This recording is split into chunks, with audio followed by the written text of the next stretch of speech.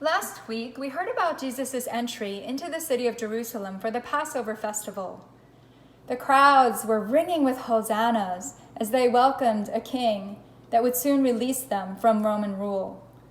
The disciples were eager to walk alongside him as they expected their own greatness as his companions. The Jewish religious leaders, on the other hand, had been plotting for months and months to silence Jesus. Everything he said or did went against the way they lived their lives, and they decided that they had had enough. It is better if one man dies for the people than if the whole nation is destroyed. Then one of Jesus' closest friends, Judas, betrayed to the religious leaders where Jesus would be praying after the Passover meal. The leaders sent soldiers to arrest Jesus, and he allowed the mob to take him. Do you think I can't ask my Father for help? He would send an army of angels. But then how would the scriptures come true? They say it must happen in this way. As Jesus was tied up and led away, Jesus' closest friends scattered, though Peter and John followed at a distance. What was it like for them? Try to imagine for a minute that you're Peter.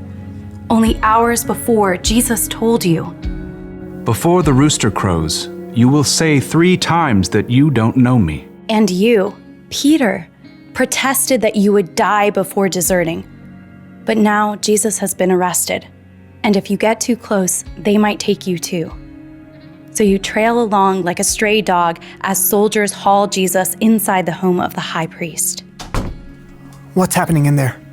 The servant at the door frowns as she peers at you. You aren't one of Jesus' disciples, are you? I am not. You're ashamed to lie, but what good will you be to Jesus if you get arrested too?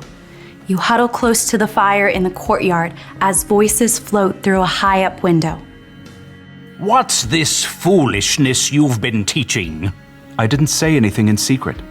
Ask the people who heard me. They certainly know what I said.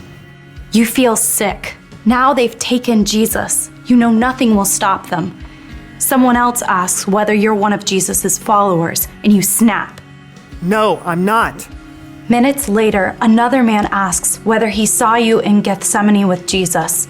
Your stomach churns. Nope, not me. You realize you have denied Jesus 3 times, just as he said, and all you can do is stagger to your feet and run away, weeping. Now, imagine you're John instead of Peter. Somewhere in the chaos, you've lost Peter. So when soldiers haul Jesus away to the Roman governor, all you can do is follow, alone. From the back of the crowd, you witness the terrible drama as the governor Pilate brings Jesus out. What charges are you bringing against this man? He has committed crimes. Pilate takes Jesus away for questioning. You can only pray that he sees through all the lies and stops this madness. You're horrified when Pilate brought Jesus out again, battered and bruised. I find no basis for a charge against him. No, crucify him! Crucify him! Pilate hands Jesus over to the soldiers who force him to carry the heavy beams of his own rough cross. You know where they are going. Golgotha. It's a hill outside the city. As in a bad dream, you force yourself to follow. Along the dusty road, you find Jesus' mother, Mary, her sister, and Mary Magdalene.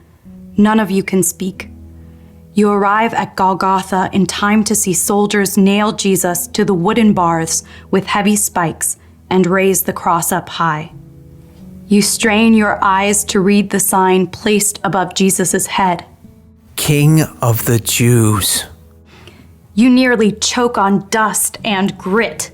You've seen Jesus do amazing, powerful things, and yet he's allowed himself to be taken and battered. You glance over and see Mary sobbing, so you place your hand on her shoulder. When you look back up, you see Jesus watching his mother through the pain in his eyes. Dear woman, here is your son. Jesus looks directly at you, eyes filled with love. Here is your mother. Yes, Lord. You are overwhelmed to know that Jesus trusts you to take care of his own mother. But the terrible truth sinks in. Jesus knows that he will die. He's planning on it, just as he's been saying for weeks. A short time later, you see him lift his gaze to heaven. It is finished. Boys and girls, this is where our story ends for tonight. But it's not the end of the story. God provided the perfect Passover lamb for our sins, his only Son, Jesus Christ. He completely defeated death, the destroyer. But we'll have to wait until Sunday to hear the rest of the story.